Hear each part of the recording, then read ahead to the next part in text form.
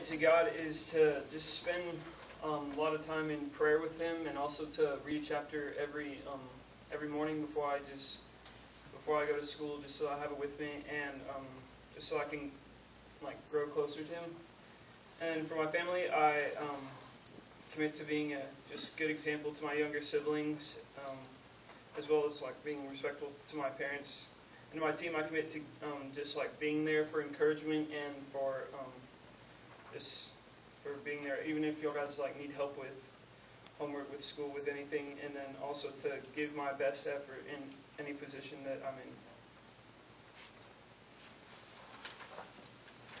in. All right. I want to speak 4 words over Jacob. Put a little bit of thought into this year, but anyways, first of all, he's determined. Jake, you're determined. He always persists. He's always had that spirit about him, and it's great to seeing that pay off over and over and over again. This past year, he decided to pick up banjo. He just made up his mind he's going to play that. He already plays the piano well, so he picked it up and he's playing awesome. He's in the jazz band. And also another big thing for him this year was he decided he wanted to build some strength. He was tired of being skinny, and he was just kind of frustrated by that. So he put a lot of effort this past year. Doing push-ups at night, he'd do them in the morning, during the day, do pull-ups, all kinds of stuff. So I know when he sets his mind to something, he's got that focus, that determination to get it done, and that's awesome to see. Another really cool thing I've seen this past year is you're a warrior, Jake. And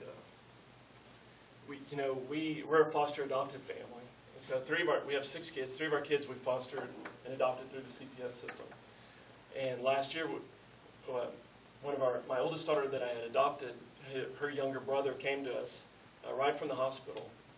The mother had a long history. She had 6 kids in prostitution and drugs, and she lost all her kids, right? Well, it was kind of no different with Leland. That's what we call him. He came to our house. He was with us for a whole year, and just amazingly somehow, even God had kind of foreshadowed that and told us that he was going to come into our house. He came to our house.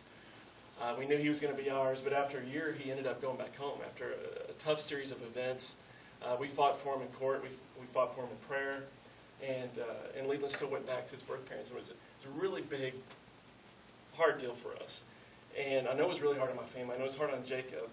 And I know the day that we dropped, Leland off to give him back, I never seen, what a, like this powerful presence, just emerging, just this strength in his face, this anger. He wanted to tear somebody up. And I never seen that in him. And he just, had this birth. He doesn't like injustice. He wants to fight against injustice, and that was difficult for him.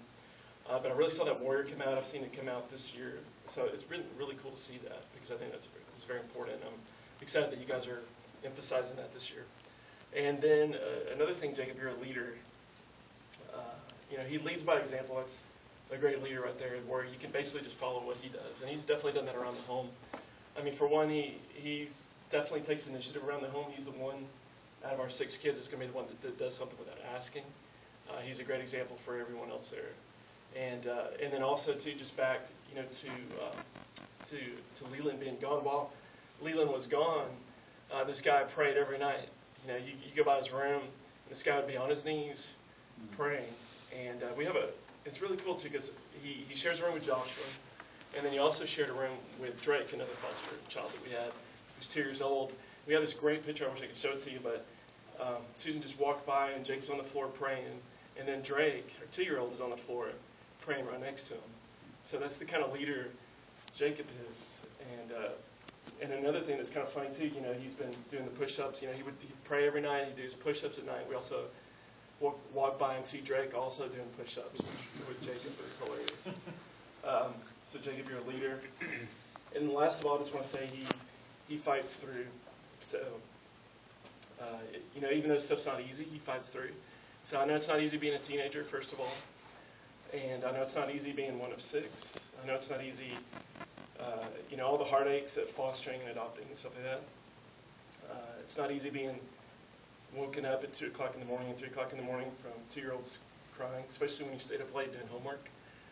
And then also too, just the athletic program here. The physical, conditioning he's done on his own, plus Lion Power, plus football this year. An incredible commitment physically to sacrifice, and it's tough. And I really appreciate you guys pouring into him. And so it's not easy, but you fight through, Jake. So you're determined. You're a warrior. You're a leader. You fight through. You have a quiet strength that's getting louder and louder. So proud of you. And like I said, you amaze me. Love you.